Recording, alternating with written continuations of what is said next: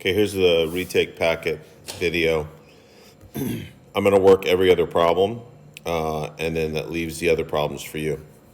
The first problem, I'm going to solve for y, because 4 and 8 are very close together and it doesn't matter too much. So I'm going to add x to both sides.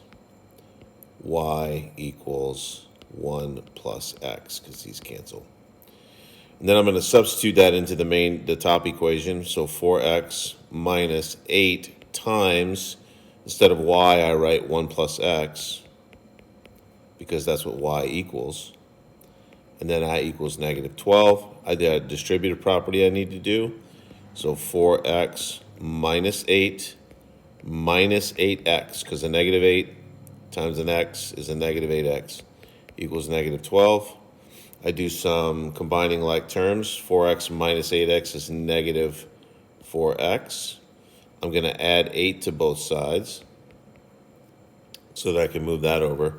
So 4x, these 8's cancel, equals negative 12 plus 8 is negative 4. And then I want x by itself, so I'm going to divide both sides by negative 4. X equals 1, because a negative divided by a negative is a positive. So 4 over 4 is 1. So then I take that 1 and I plug it back in up here to that equation. Actually, to this equation is be simplest. Y equals 1 plus x. Well, x equals 1, so y equals 1 plus 1. Y equals 2. So the answers are x equals 1, y equals 2. Okay, you can work number 2. Number 3, same idea. I'm going to solve for one of the values.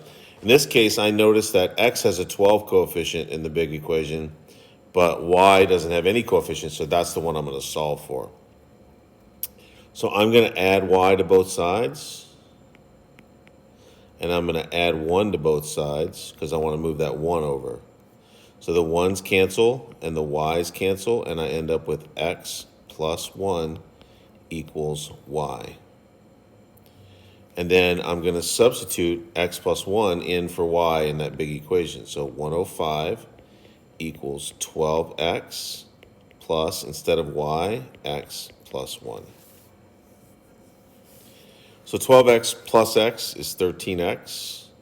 So 105 equals 13x plus 1.